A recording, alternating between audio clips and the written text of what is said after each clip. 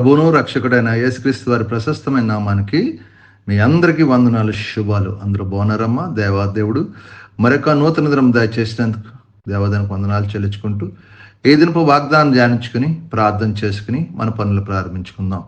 ఈ దినపు వాగ్దానం, క్షమించుడి అప్పుడు మీరు క్షమించబడుదురు. లోకాసువార్త 6:38 ఈ మాట ఏంటండి? క్షమించుడి మీరు మనం క్షమించకుండా ఎదటి వ్యక్తి మనం క్షమించడు కదా.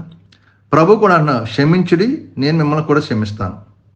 మనం ఏం క్షమించే మనసు మనకు కలిగి ఉండమంటున్నారు ప్రభు. ఇది నాన్న ఈ వాగ్దానం ఏమంటే, ఎప్పుడైతే మీరు క్షమిస్తారో అప్పుడు ఏమంటున్నారు? అడుగుడి మీకు ఇవ్వను, అణిచి కుదించి దిగజారినట్లు 2 కొలత మనుషులు మీ ఊళ్ళో కొలుతురు. మీరు ఏ కొలతతో కొలుతారో ఆ కొలత మేము మీకు మరలా కొలవబడించు. మనం ఏదైతే విత్తుతామో అదే కోస్తాం. మనం ఎలాగిస్తామో అలాగే మనకు తిరిగి దేవుడు మనకి ఇస్తాడు. అంటే మనకి ఇవ్వాలంటే ముందు క్షమించాలి. ఎలా క్షమించాలంటే, నేను మిమ్మల్ని క్షమించాను కదా, మీరు కూడా వాళ్ళు క్షమించండి. నిన్ను వలే నీ పొరుగు వాడిని కూడా ప్రేమించుకోమంటున్నాడు దేవుడు. మనం ఎట్టిదిగా ప్రేమించుకుంటున్నామంటే మన శరీరం అట్టిదిగా ఎదటి వ్యక్తిని కూడా అలా ప్రేమించినప్పుడు దేవుడు మనం క్షమిస్తాడు.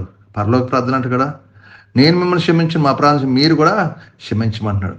పరలోక ప్రార్థన మాట అంటాడు, మీ రుణస్థితిని క్షమించడా మీ రుణములు క్షమించబడును అంటున్నాడు దేవుడు.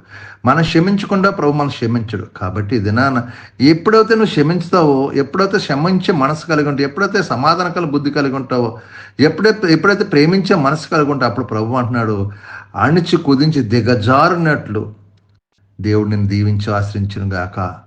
అలాగే ఏ కొలత ఆ కొలతగా ఇస్తా అంటున్నాడు దేవుడు. అంటే మనం ఎప్పుడు కూడా ఎలాగ మంచి మనసుతో కలిగి ఉండాలి, మంచి మనస్సాక్షి కలిగి ప్రభు చిత్తం నెరవేర్చబెడలేగా ఉండాలి. ప్రభు ఏది చెప్తే ప్రభా ఇది నీ చిత్తం, అది ఇలాగే చేస్తాను తప్ప అయ్యో నేను లాస్ అయిపోతాను ఎప్పుడు మనం అనుకోకూడదు. కాబట్టి మన అందరం కూడా క్షమించుడి అప్పుడు మీరు క్షమించబడదురు. క్షమించిన తర్వాత అణిచి కుదిరి దిగజారినట్లు దేవుడు మిమ్మల్ని ఆశ్రయించి దీవించడం గాక. ఈ వాగ్దానం ప్రార్థించండి. దేవుడు నిశ్చయంగా మిమ్మల్ని దీవించి ఆశ్రయించను గాక.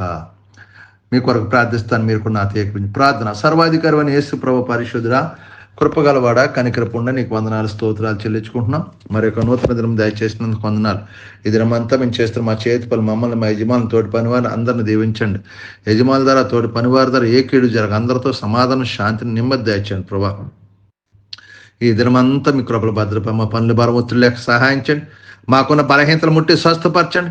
మా యజమానులు నెలలా జీతాలు ఇచ్చే కృప దయచే ప్రభా. కృప చూపించి మా కష్టార్జితం వ్యర్థంగా పోకుండా సహాయించి మా కష్టార్జితం ఆశ్రయించండి. తాగుడు వ్యసనాలు దూరపడి అప్పులు బంధకాలు విడుదల దాయించండి. అయ్యా కుటుంబంలో సమాధానం, శాంతి తెచ్చండి ప్రభా. అయ్యా నాన్నకి వందనాలు. చేతబడి చెల్లంగా మంత్రశక్తి బాధ విడుదల దాయించండి ప్రభా. హాస్పిటల్ ఐసీలను బిడ్డ ముట్టండి, స్వస్థపరచమని అడుగుతున్నాను. ఏ దినం జర పునరుద్ధరణ ఆరాధన, ఎక్కడెక్కడ ఆరాధననే దీవెనకరంగా, ప్రపంచవ్యాప్తం జర ఆరాధనని దీవెనకరంగా ఆశీర్వాదం జరిగేలాగా సహాయించండి. 6 నెలలు జరుగుతున్న ఆరాధనలు దీవించి ఆశ్రయించి కృప చూపించమని అడుగుతున్నాను తండ్రి. మీకు వందనాలు, స్తోత్రాలు.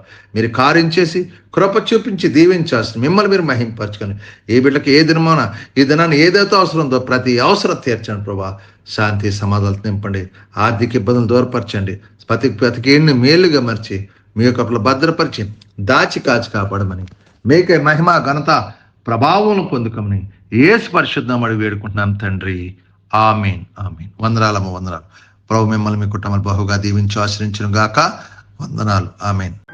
ప్రభు నామంలో ఈ వీడియో వీక్షించిన ప్రతి ఒక్కరికి జీసస్ స్వస్థత ప్రార్థనా మందిరం వారి ప్రత్యేక వందనాలు తెలియజేసుకుంటున్నాము.